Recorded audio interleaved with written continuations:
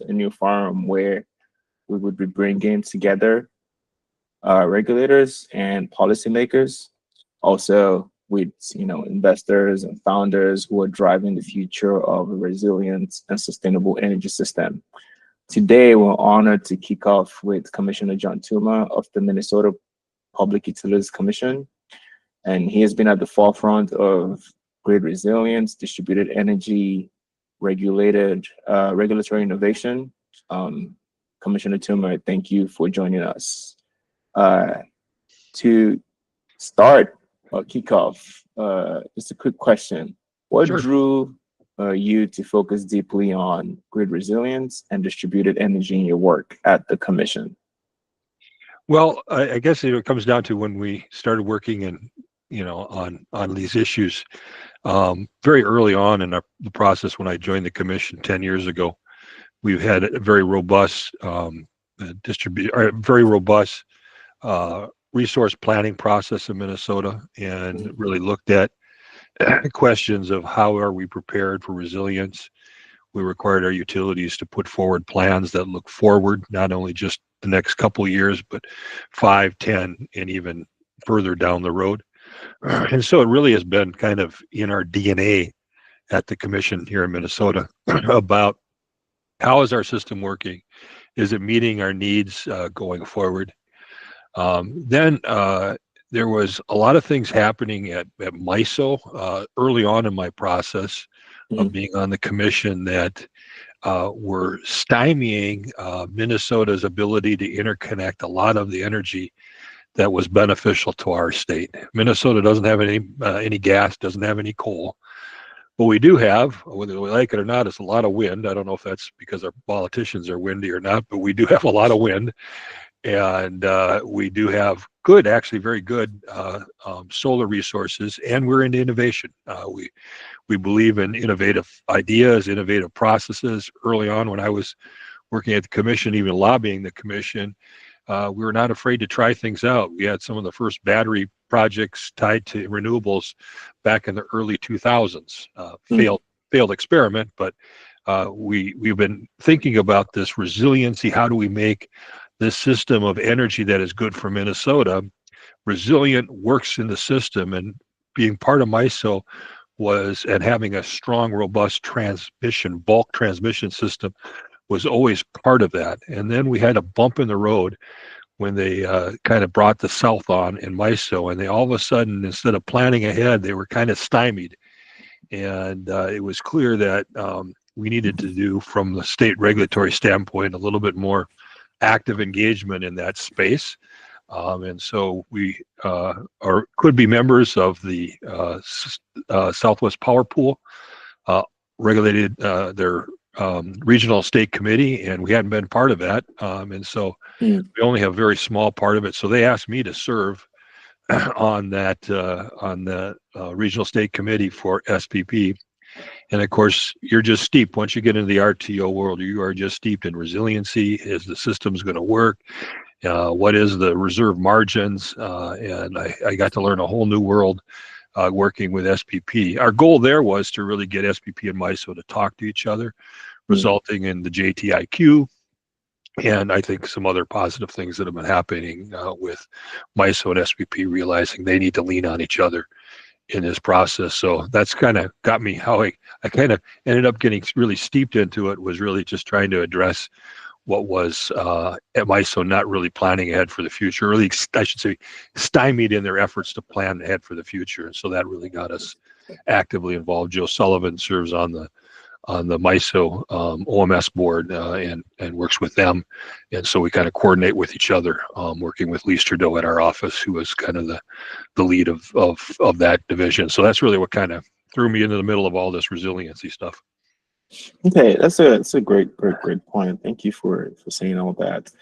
So then how would a regulator define resilience in practice that's beyond the standard reliability indices we currently use? What does resilience mean? There's a lot of papers and literature in it, but we really don't know what it means in practice. So how do you define it at the Well, I was Commission? hoping you defined it for me, because I always joke that us regulators, I'm just a backwater Scott Tracy I see online, and he knows me. I'm just a backwater attorney from Northfield, so I'm learning all this as I go. And so my simple understanding of resilience is this: is the system going to respond when we need it?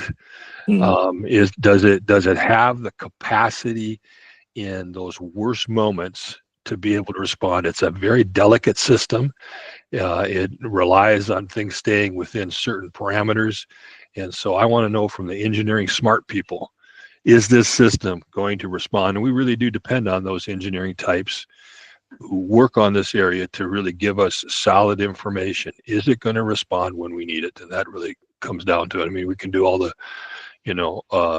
different metrics and measurements, but when it comes down to it, that's the question that's bouncing around in the regulator's mind. Is this system going to kick on and going to be tough and reliable when the going gets tough? And if not, do we have a contingency to work with friends and neighbors to make that happen? Okay, great. So going off that, we realized that currently a lot of data centers are trying to interconnect to the grid. They're emerging as major loads, and in some cases potential partners. What challenges are you guys seeing at the commission with respect to the interconnection queues, how this large loads could potentially affect the resilience of the systems, and how regulators kind of managing the pressure across board? Yeah, you have to really put the new load in various different categories. Data centers are a big part of it. And a data center is not a data center. It's not a data center. I mean, there's these data centers that kind of need to be on all the time and demand very stable resources. They look a lot different than, say, maybe a Bitcoin, who is just trying to do it cheap and running whenever the energy is cheap. And so I think what we've been trying to do is figure out how to categorize them as of recent, how to create tariffs to allow them to come in. Minnesota, fortunately, has had the honor and privilege to work with large loads. Minnesota Power is a very unique utility, one of the smaller utilities in the nation, but somewhere north of 80% of its load is locked into about 10 large loads, either mining operations or large paper mill operations. And so they really kind of set a standard for us to work with, where you have to work with that particular load, what its need is, and can it participate now in this system that we've created that has a market on the bulk regional basis that you could play in? Does that make sense? How can we curtail you if there's an emergency? Can you be curtailed? We need to create tariffs that ask those questions up front and work with a service agreement with that large load, so that they are participating in the system in a way that benefits the system and also benefits them. That's what happens at Minnesota Power. Their regional rates for their residential customers is some of the lowest in the nation, and that's because they have these big customers who have built out that system for their need, and they get to ride on it a little cheaper than it could, say, maybe in an Otter Tail Power, which is a more distributed, more like a cooperative type structure. And so when these large loads come on, they can be beneficial, and we can't lose track of that. But man, it's scary. I can tell you, most regulators right now are deer in the headlights with this load increase. When we see the graphs that even when I first started at SPP 5 years ago, the load growth was very level. I mean, it was not increasing hardly at all. And within the last year, with all this AI rush to do this, the load growth has gone off the charts exponentially higher. And so that's scaring some of us. Is this a bubble? Is it going to be like a tech bubble that these guys are all running around trying to get projects done, and half of them are going to go bankrupt, and we're going to be left with Apple and a couple others left over in the end? Or is this going to be is this a sustainable thing? And I think so. Right now, where commissioners are at, policymakers like myself, we're a little scared. We're a little deer in the headlights, because we're trying to really fully understand, is this real? Because if we build out to you, that's going to be a lot of stranded assets that like in Minnesota Power, that's why we worry about it. Because in Minnesota Power, when you only have maybe 15% of your customers are not these large loads, and you strand a large load, that 15%, all of a sudden their bills are not going to just go up by 5 or 10%. They're going to double and triple. And so we got to be very careful, not to have stranded assets. And that's a little scary. Some of these guys, frankly, look scary to me. When we're talking Googles and Apples, that doesn't scare me, but they're also very pushy compared to other large loads. And then when you look at the I call them the Bankman-Frieds or whatever, that guy who Bitcoin, where they come and they got some great sales pitch. We worry that we're going to get left with something, holding the bag for the rest of the customers. And that's for a regulator whose one of their focuses is lower rates, keeping rates low for the average day citizen. That's a scary thing. So I think there's a lot of commissioners right now are just a little scared trying to figure this out. Yeah.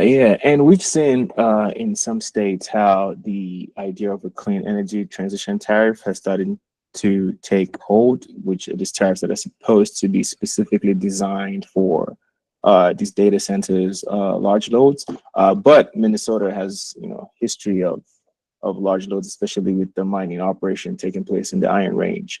How do you see this evolving, and what are exactly the mechanics around these rates that are being developed? Is it a way by which, if, for example, these data centers have to, leave or the bubble bust, are they supposed to pay for that difference, not leaving other customers, holding the bag of nothing, essentially? It's generally the way the design of our tariffs are in Minnesota Power, and Xcel has the same deal.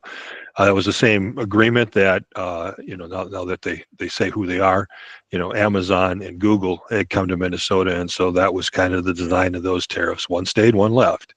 Now the one that left was partly because they wanted to have like 50 diesel gen sets, 2.5 megawatt gen sets in the background, and that caused some consternation. And then we didn't realize it till it did happen, because no one ever thought about it.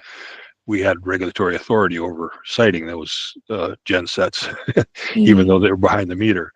And so that kind of created a problem for the folks up in Becker when they wanted to build the facility up there. So where that goes is unclear. I know Becker still wants to have a data center. There's one going on down by Rosemont, and that was a little easier for them to do, because if you know where it is by Rosemont, that's where our Pine Bend refinery is. So there's a whole, you drive by there's so much infrastructure there. The capacity for them to be able to handle it exists. And at the same time, Pine Bend built which makes sense. Scott will remember this, when we were driving around Lakeville, you could always look to the northeast and you see that flame burning off in the distance. You knew exactly where the refinery was.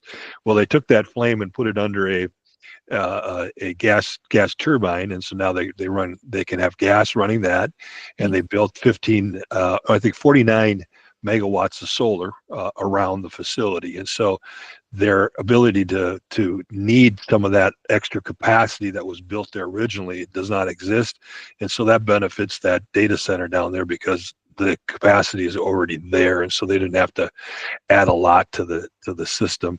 That was the same theory of the one up by Becker, because that's where the Sherco plant is, and so there's lots of infrastructure up there. And so the idea is, yes, they need to pay for it, but they'll be looking for places where they don't have to pay a lot. And so that'll be the challenge. There's one going down by Farmington, Minnesota. It's in a rural area, right off a big 345 kV line that we have running out. It's we call the Brookings to Hampton line, runs south of Farmington, south of the Twin Cities, if you're not familiar with the Twin Cities.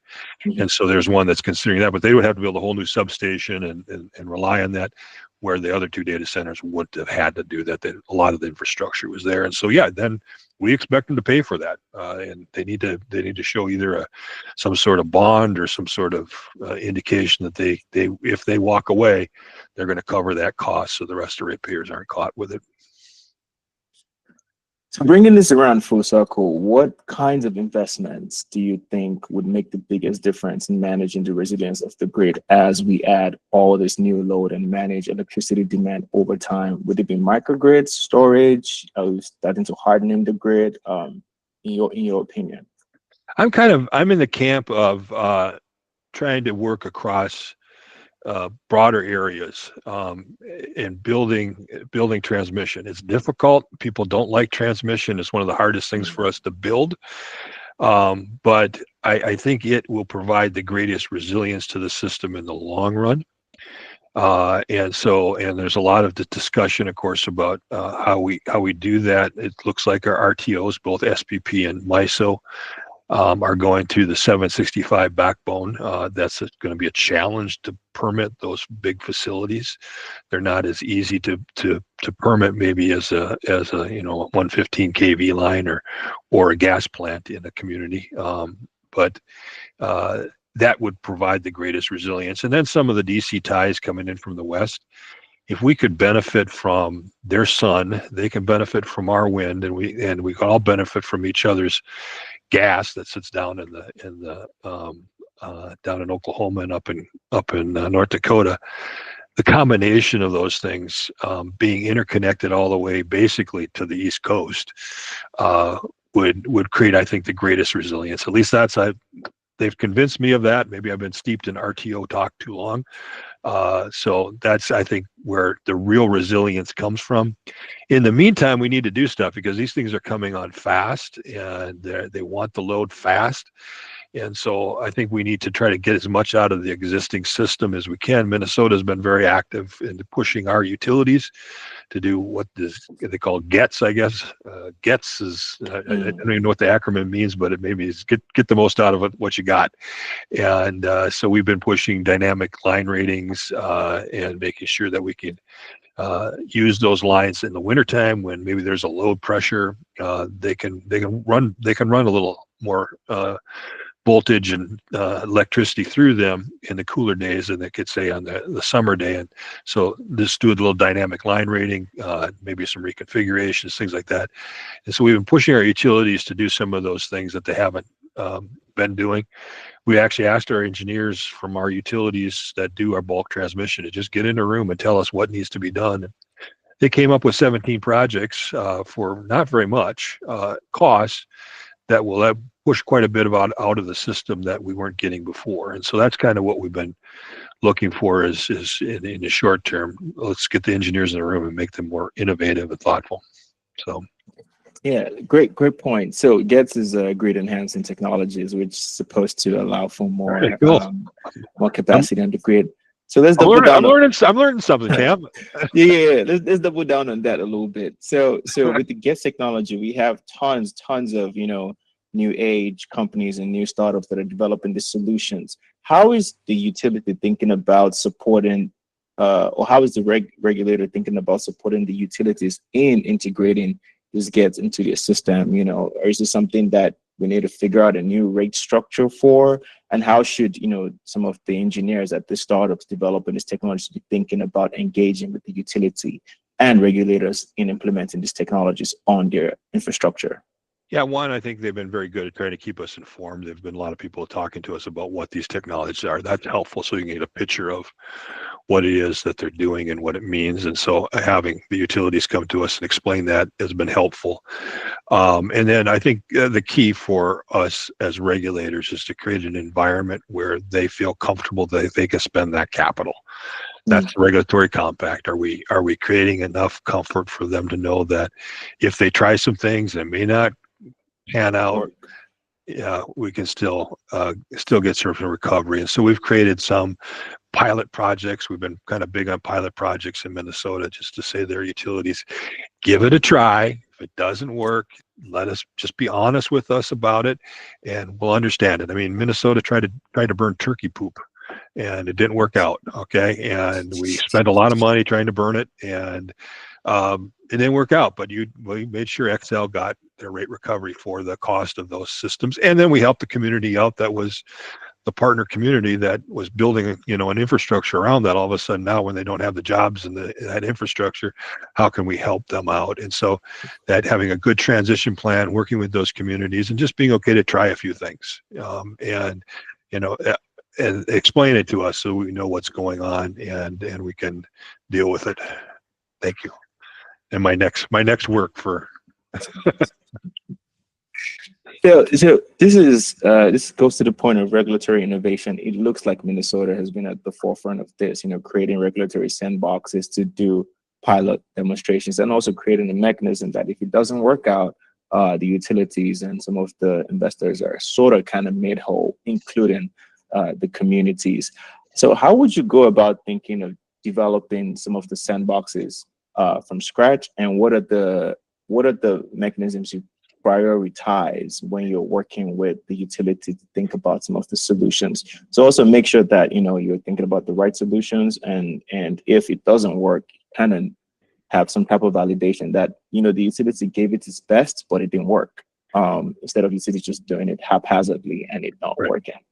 I think the key for us, it doesn't emanate from us, the commission. It does somewhat. Commission usually takes what's brought to us and we digest it. There was just like got handed out to me. You get these briefs that staff put together and explain to you, and you make decisions on that. It's hard in that kind of gerbil wheel of constantly week by week going through decision after decisions to be innovative from the commission structure. What the commission needs to do is encourage stakeholders, and Minnesota has been blessed with very active stakeholder community who are engaged with our utilities, and our utilities learn that we pay attention to our stakeholder members, and they know to bring them into having a discussion. So when they want to have some innovation around, say, GETS or something like that, they're going to bring in the Fresh Energies, they're going to bring in CUB, they're going to bring in some of the other organizations that work around this space and say, help us out. And then they might hire a Great Plains to be a collaborator. So it's not the commission's doing, it's the private sector. Great Plains has been doing a really good job at a lot of different things in our area where they just put together stakeholder groups and have those discussions so they can put a package that comes to us, and then we have some feeling that it's been vetted. The department is not the only one looking at it. It's been looked at by other experts. And, we have a good active university systems. University of Minnesota Morris is doing some innovative stuff. St. Thomas has a great group of folks around microgrids going on. The University of Minnesota has some folks that are working on stuff in this space, and so they also bring the academic side of it in. Doesn't mean we always agree with them, and we have to tweak it and deal with it, but it comes to us already kind of vetted. They put the ingredients together, they told us how to cook it, and now it's just our job, as a line cook to do it right. We may disagree on occasion and say, no, we should have a little bit more of this, that, or a little more of that, but we look to those experts to help us out. And so I think if any state wants to make this happen, is really developing good stakeholder infrastructure is critical. Yeah, thanks for that. There's some conversations around regulatory efficiency, kind of supporting, consumers to understand what goes on at commissions. And I know Minnesota does a great job at having the stakeholders that get involved. But, the average rate case is 800 pages. And the average, and just 800 pages, then like the number of models and spreadsheets that you have too is thousands of pages, very easy and very quickly. And there's some worry that is an information asymmetry between the utility and the regulator, and also the stakeholders. Are there ways by which you can think about making this information much more useful and much more easily digestible with respect to how providing the right information to support not only the stakeholders but also the commission in understanding exactly what the utility is saying and that they're doing what they say they're doing? Yeah, they always have an advantage, utilities do, over us, because they have the inside experts and they create the document, and particularly in a rate case than we have. And so you do have to concern yourself with being able to digest that. That's why they take a long time. It's helpful that we have administrative law judges who work through a record, develop a record for us. But we do critically rely on organizations to bring that expertise also to the table. They'll hire their own ROE experts and things like that, and that's always very helpful. Load studies, class cost of service studies and stuff like that. They can get into the weeds real fast where the general public has no clue what we're talking about, and it's difficult for them to understand. They just know what's my bill and how are you gonna keep it low. But we do need organizations that are willing to put it in some money. We have tried to create a little bit more friendly reimbursement program for some of the smaller organizations.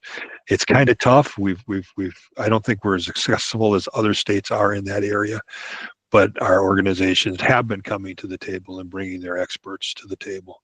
And so we appreciate that. It's a little hard and it's expensive because it is a kind of arcane stuff when you start talking about class cost of service studies and that people get lost real fast. Yeah, yeah. Thank you for that.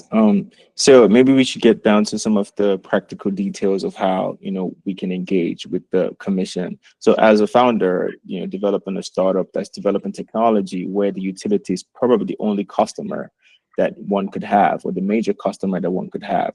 How does one engage with the commission and get in some of, if they think, for example, this thing could save consumers, save consumer bill or reduce electricity prices, but they want to get to the utility. Is it possible for them to go through the regulator to do that? And if they do that, how do they go about that? Yeah, I don't think that, I've seen it a lot where people have come to us with ideas, but I think it really does start from the kind of stakeholder community. So if my prior life, I was a legislator, then I went into lobbying. And lobbying the legislature is different than lobbying a commission. But I thought about it a lot, that it's difficult to lobby a commission, particularly in Minnesota, where we have very stringent ex parte rules, even though it might not be an ex parte violation to come to me and say, here's this new technology. For example, we had these guys from Sweden that came in with a magic ball. We called it, like a little bowling ball they put on the line, and that was fun. But it wasn't until they really engaged some of the stakeholders and had connection with the utilities that it started to take off. And so that's, I think, the commission rarely is, I think, the place where you want the innovation to come from. Frankly, I wouldn't want it to come from us because we are a bunch of politicians. And so my ideas are probably not going to be the best ideas in the world. So you want it to percolate up through the engineers and through the stakeholders, and then have us get engaged when it comes to the point where now we want to institute putting these things on in Benson, Minnesota, because we got a substation that is getting overloaded, and this will help us out. And then that makes sense to us. And so we're not creating the innovation. It's nice to know about that innovation. It was nice to know about how these magic balls worked, and once they put them on the line, how they read the temperature and the voltage going through the lines, and how that helped the system work. That was helpful when we got to the point of making a decision. But it wasn't until they really engaged the local stakeholder community and then were able to convince the utility this is a good answer. And so it really is getting the utilities to be innovative and think innovative. I think our utilities in Minnesota have been pretty good about that. I remember when we first were doing this, I remember first lobbying back in early 2000s, about, we can't get more than 5% wind on the system, otherwise the whole system will melt down. And our utilities are pushing back, and the engineers are pushing back and saying, we can't innovate, it won't work. And I think it's just night and day listening to our utilities now, thinking about this, saying, hey, we can innovate, and it's okay to innovate. And you know what? We're going to get rate recovery if we innovate. And so let's go ahead and do it. So they bought into that culture of innovation. And so I think that's where you want to work with your utilities to get them to break through that. This is the way we've done it for the last 40 years, and it's not going to change. You got to get them to think, innovation's going to be something that's going to keep your jobs going for a long time. And so be innovators. And so I see a lot more innovation coming out of our utilities than what's happening a decade, 2 decades ago. Okay, that's great. Okay, so don't come to me when you got a great idea. Okay. Okay. Start from the fresh energies and the Great Plains of the world to see if you can percolate that up towards the commission and maybe get the utility involved and push that. And just working with the utilities themselves, try to crack open the door, and get there and let them know what you're thinking and what's going on. Okay. Okay. You did mention about community engagement and stakeholder engagement, which I think is important. But you just considering that thought and going back to the conversation around the difficulty in building transmission lines, in your opinion, what is the most difficult thing around building these lines? Because now sometimes they're taking 8 years to even be permitted, not even be built. Like in Minnesota, in SPP and MISO, what is the major reason and how can that be fixed, in your opinion? Well, they're ugly. It comes down to it. I mean, they're big, they're ugly, and there's no recovery for someone who is a landowner who has to put up with the thing. And so, when you build a solar facility or a wind farm, you have a natural and built-in advocate. It's the landowner who's going to get lease payments. It's going to be the community who's going to get tax revenue and production revenue from those facilities. And so, it's not impossible. Tomorrow I got a really difficult solar facility down by Rochester. That the community is already really up in arms about, not my backyard. And so that does happen in those spaces.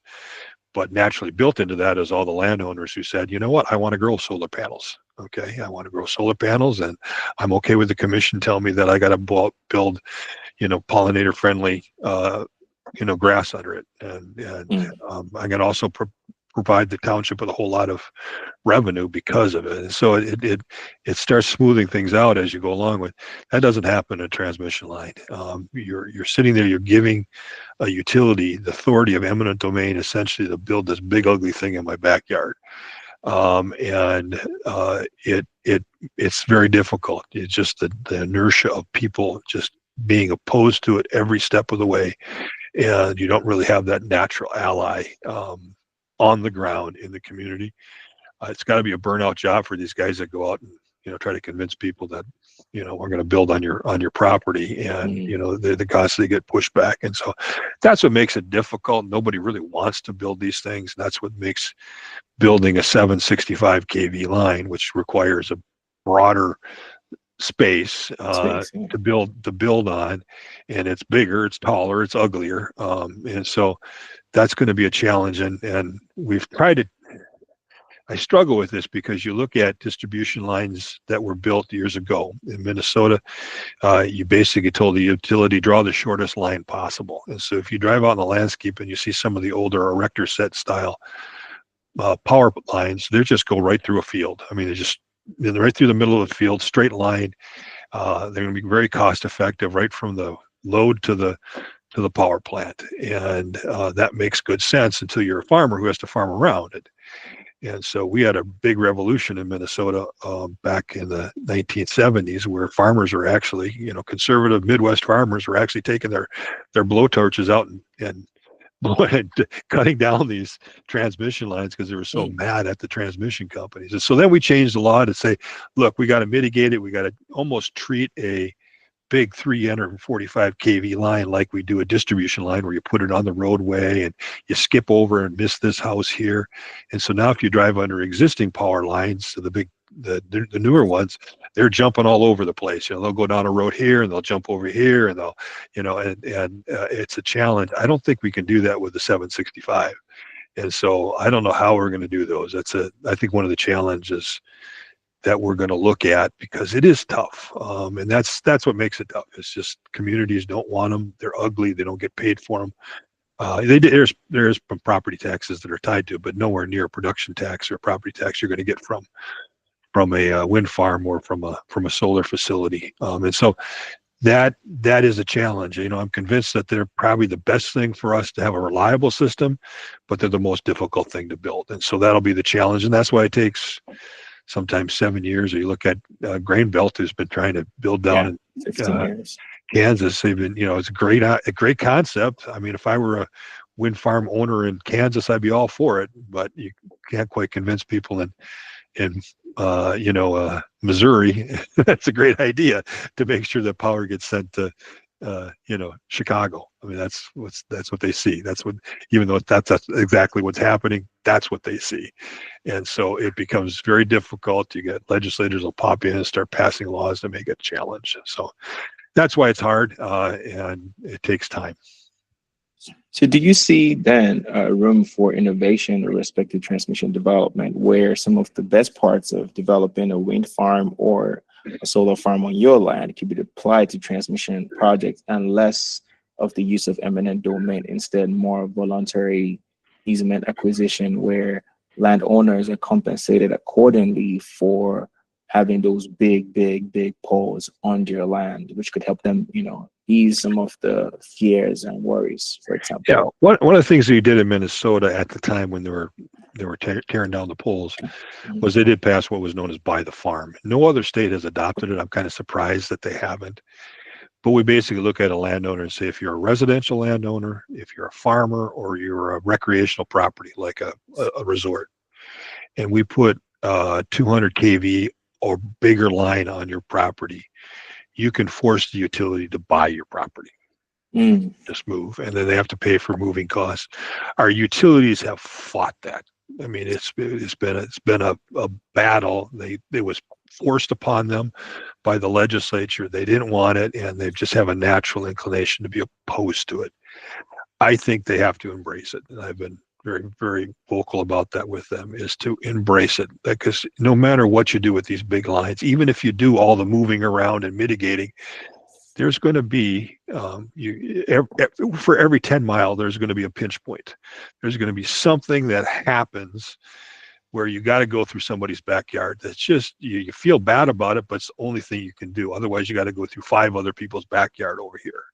Mm. And I think they just should be upfront with that person and walk up to them and say, this is probably what's going to happen. If you don't like it, we will help you move. We'll pay for the moving costs, and we'll buy your property. And I think that's what our roads do. That's what when we build a road, if Yeah. it infringes on somebody's property, that's what we do. So I think it's more of just being upfront with landowners and saying, look, if you don't want to deal with these things, we're going to buy it, and then we just turn around and sell it. And so the next buyer buys it, knowing I got to work around a power line. And so I think that law was actually innovative and thoughtful back when we did it. It's just that our utilities have fought it. And I really think when we get to the 765, Minnesota needs to embrace that and just be upfront with landowners. Utilities right now, they treat that as a litigation thing. It's like they don't even talk about it. And then the minute a landowner finds out about that law, they Mm. what they said is they move it up the ladder. So it goes up to the senior litigators. So Mm. there are people out there buying the property, aren't even talking about it. And then when somebody says, I'm going to make you buy my farm, then it gets tipped up to litigation, and the attorneys end up fighting. And I think that's a mistake. I think we should just be upfront. And actually, when we started talking about this, we went to the Department of Transportation and asked them, how do you handle this? Because they have a very similar obligations under buy the farm that Mm. our roads have. When they have a person that's going to be displaced, they got to help them move. They got to offer them, assistance. They got to, all these things that we're not doing. And they just wait for the litigation to start and the attorneys to start fighting with each other, where we could have been right up front with that landowner and say, move. The saddest one thing I've had was there was a couple, they were, seniors, and they were wanting to move, and they were mad because they weren't going to be able to sell their property. And they weren't going to be able to sell their property because this line was coming in. The utility could have come right up from them and said, don't worry, not only we're going to buy your property, we'll help you move into your assisted living that you wanted to. It would have been a win-win for them. Instead, it turned into them getting scolded by, the commission. And I wasn't even the most vigorous in scolding them when they came in front of us. It's like, what were you thinking?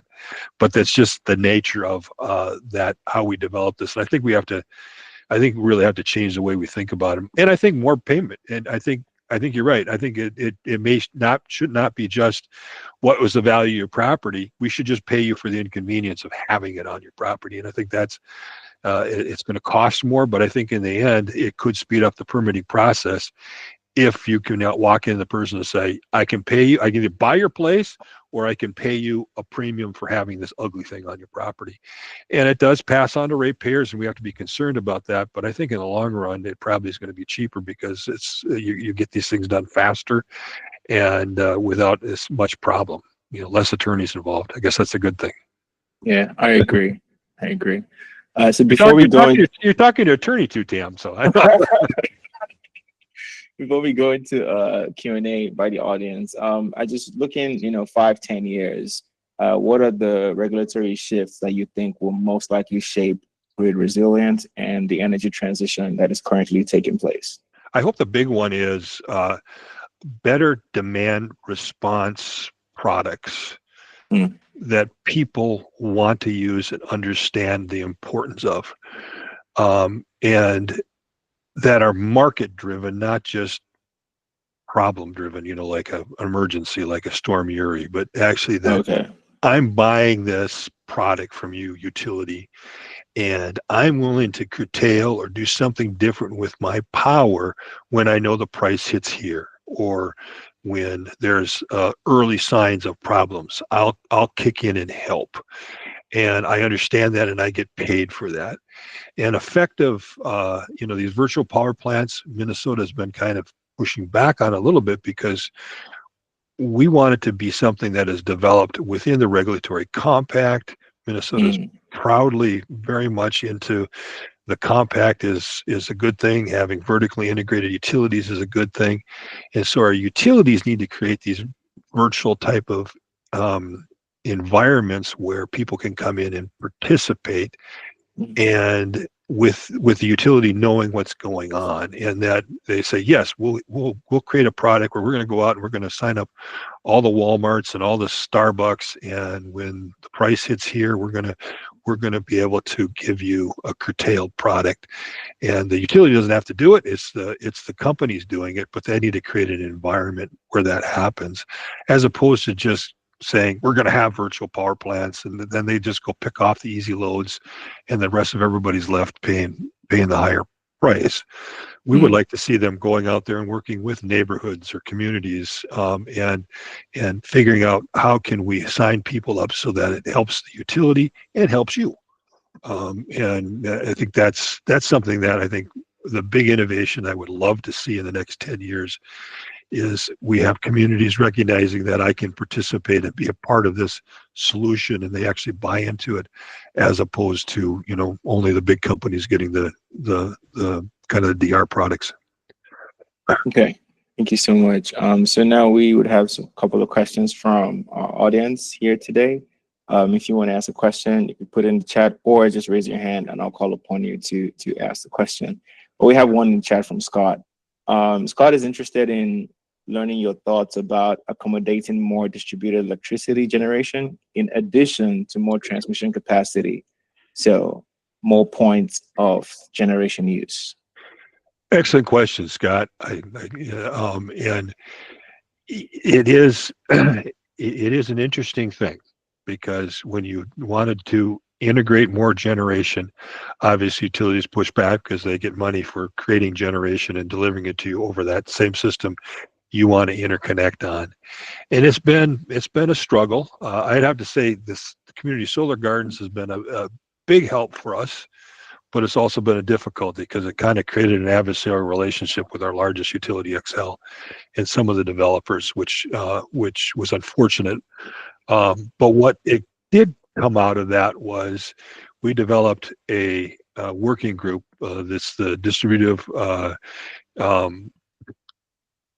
generation working group, the DGWG.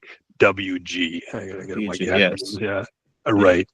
And part of that is we said to them, look, we have authority over standards for interconnection, and we don't have any in the state of Minnesota. We want to have a uniform set of standards in Minnesota. Thanks to Commissioner Sugar, former Commissioner Sugar. He really pushed that hard when he was here. And so I think the thing that Minnesota has done is said, look, we're not going to listen to all your excuses of why you can't do it, because they're effective at doing it. We're not engineers. He was, but the rest of us are not. And so we don't know what you're saying. It sounds good to us, and you're going to say the system's going to melt down if we do X, Y, and Z.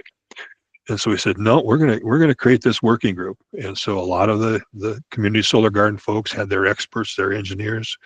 Other people who wanted to interconnect had their engineers. And we said, we're going to put this working group together.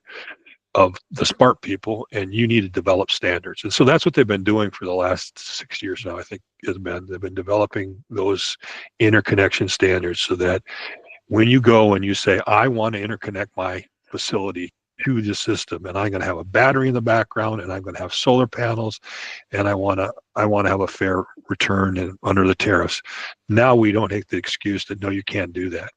And then to make it happen, unfortunately, what we found out is that you just have areas that just not prepared for it, because they didn't build the system for it. And so what we've asked is them to start doing proactive plans. And so we're going to have some of our first distribution resource planning that has never been done before in Minnesota. We had it on the big scale. We're talking about, we need a power plant at Sherco, or we need a wind farm out in Benson. We were doing the big stuff, but we never really talked about what do we need on the smaller stuff. And so we're starting that process of saying you need to proactively think ahead. Where do you think this load is going to be that could interconnect? Look at your maps, look at your growth maps, and make, there's an industrial park going to be built in Blaine. Okay. Mm-hmm. Maybe I should put a substation there that could handle this, and so thinking about it proactively. And so we told them, you get to recover it. We're going to plan on it. We're going to plan ahead for it. And we're going to say, okay, do that. Well, if that thing doesn't happen in Blaine, they still want to get their recovery. So they don't want to be accused of being irresponsible. And so we have a proactive plan. And then we've also, just because we've been so far behind, we've asked them to be more reactive. And so we're going to also have a reactive plan on that distributed development, so that it does actually, they do have an opportunity to say, look, Northfield, for where I live, it really has been one of those areas that they just weren't planning on it. And of course, there's a whole bunch of all these college professors, and my buddy Paul Bowmaster, Paul, wants to put a solar panel up on his roof, and you can't get it up because the system can't handle it. And so he's been nagging me for the last 6 years to do that. And so this is the solution. It's my Paul Bowmaster solution, Scott, to get more distribution down to Northfield. So that's what we've been doing. We're trying to be proactive, think about it, let the engineers get in the room, tell us this is the interconnection. You can't make excuses anymore. And what are you going to do to make it available, both proactively and reactively? And so it's been 6 years of a lot of work, and I wish I could take credit for it, but that really goes to Matt Sugar. He really pushed that, driven that to be more do it smarter. That's great. That's great. Thank you for that. Vlad, you can ask a question now. Hello, John. First of all, great and a very, very informative talk. Thank you. About many of the problems. We read about them in journal articles and papers, but it's great to hear about the current problems. I have a question. So we discussed about energy for AI, but what is AI doing for energy, especially when it comes to all of the regulatory work that you're doing, and what are you seeing also on the side of utilities? But I'm really interested in terms of your regulatory work. Is AI helping you? Are you using ChatGPT for the 800-page docs, or how's that working? Well, this is the guy who was unfortunately driving my assistant crazy trying to hook up to Google Meetings this morning. So I'm probably not the best AI guy. But yeah, no, I actually do want to use it, and we are using it here at the commission. We just actually adopted a policy on its use in the process because we are very record driven. You make decisions that have to be from the record. What we have to do is a policy that if you use AI, you can't use, I guess, and I'll probably use all the wrong words, Vlad, so I apologize, but you can't use open AI. You can't just go out on the internet and say, tell me what is the best ROE for Minnesota Power, okay? But we've passed a policy that says, I got the feedback there, but sorry about that. We passed a policy that says you can put into an AI system the whole record and only the record. And there's, as Tam indicated, we could have thousands of pages of record. And so one of the commissioners does a podcast. It says, puts the record in there and says, give me a good podcast on the major issues in this docket. And he gets that's the way he likes to it. I got Wick one, Ham next to me. He's a very technical guy. He just asked, give me good questions to ask at the hearing, and from a very professional level, they have to all these qualifiers.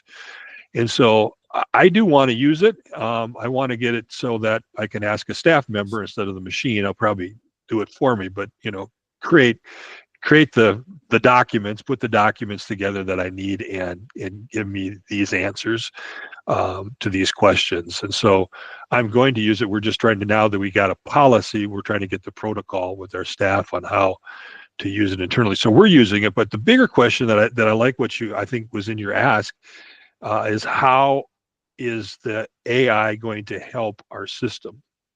Yes. And it goes back to that distributive generation question, and the virtual power plants, and aggregation and those things. I think those things will take off and be much more effective in our world, and I think will help reduce the load. There's been a couple articles, I wish I would have wrote them down, that I read that talks about that AI is rushing in there, is going to demand all this load, but how much of that load is going to be made available because we have better AI on the existing system? Kind of back to the Getz principle, let's get the most out of what we got. And I think AI will, I really believe AI is going to help us in that environment. At least I hope so. And so what puts us regulators in the tough deer in the light situation is, AI is here now and they want load now. Okay. This future benefit, we don't know what it is and how much it's going to give us as of yet. And that's one of the things that's kind of scary. People can promise things from AI. Oh yeah, AI is going to make your system work more efficient. But I don't know that yet. And you the guy who couldn't even put Google meetings on his computer. It's hard to understand what that looks like in 5 to 10 years, and will it be able to basically make the system more efficient, such that I don't need to build a power plant for that big AI load. But what they want is a power plant now. And so that's what we have to try to figure out. Is it cost effective? Can we build it, and will you pay for it? So I do see AI though as being a benefit to the system. We just don't quite have a figure on how it will be yet. And I think that's kind of that disruptive force that AI is right now. Is what will it be its benefit in the long run? But a good question. Thanks for that. Thank you for your question. I have probably 1,000 more questions I'd like to ask you, but maybe some other time we can connect and have a discussion on some things. Thanks, Lad. And the final question for today to you, Ladi. Oh, thank you, Tom. And thank you, Commissioner Tuma. It's a great pleasure, privilege to meet you.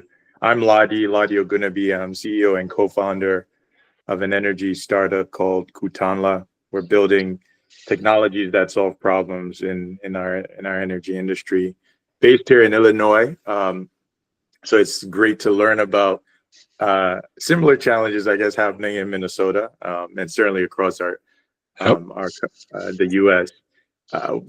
My question is just fundamentally around process improvement opportunities with regards to grid investment planning and rate case processing, and recognizing you and your staff have to stay abreast of a lot of trends, a lot of data. We just talked about that. What are the practical ways you go about doing that, as far as keeping abreast of, again, all the best practices, emerging trends, best approaches to being that neutral party when you are approving or rejecting, or whatever the decision is, coming to a decision around a grid plan or rate case? I have a two-parter, if that's all right. Sure. The second part of that is, have you also seen, as far as initial processing of a proposal, have you seen cases where interveners are now ahead jointly planning a proposal early on with the utility before it gets to your team's desk, if you will. So that's my two-parter, if that's okay. Thank you. Yeah, one is we rely on staff. I mean, there's just so much going on in this space.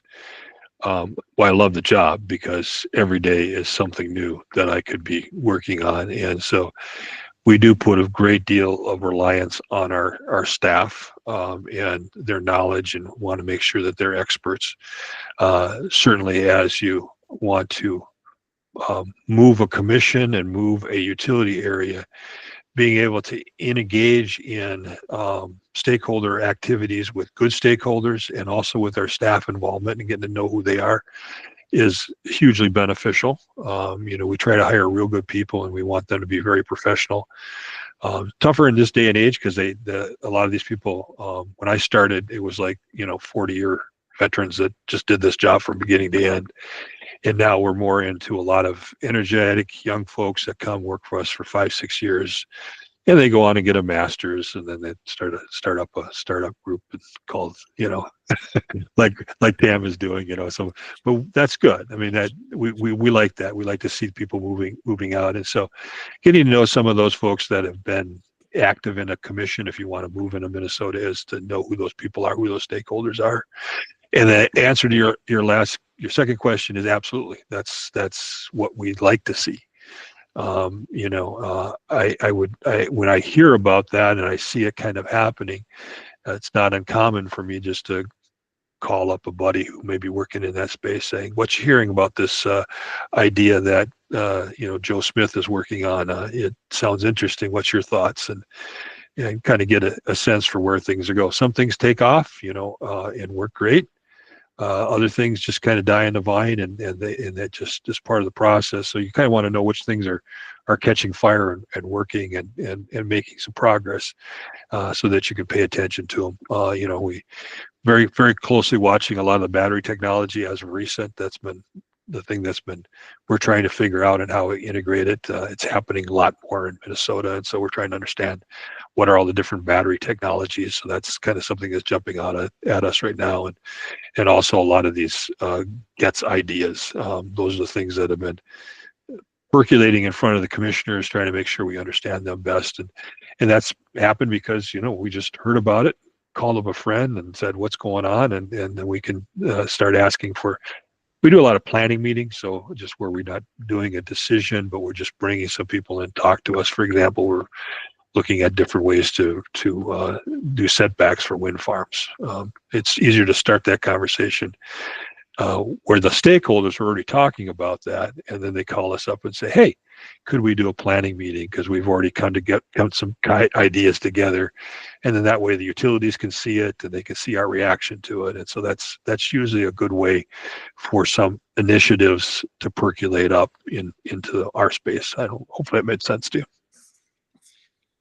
Thank you very much, Commissioner Tuma. This was grateful. We really appreciate you opening our Policy and Power series with such very candid insights. So thank you very much. You bet. For our LPs, founders, researchers, investors, today we reinforced how policy and innovation must work together to build a resilient grid. We would share highlights and invite you to another section. Thank you, everybody, for today. Hey, Tam, good work. Good to see you again, man. Good to see you too, sir. Thank you. Bye. Thank you. Thanks, John.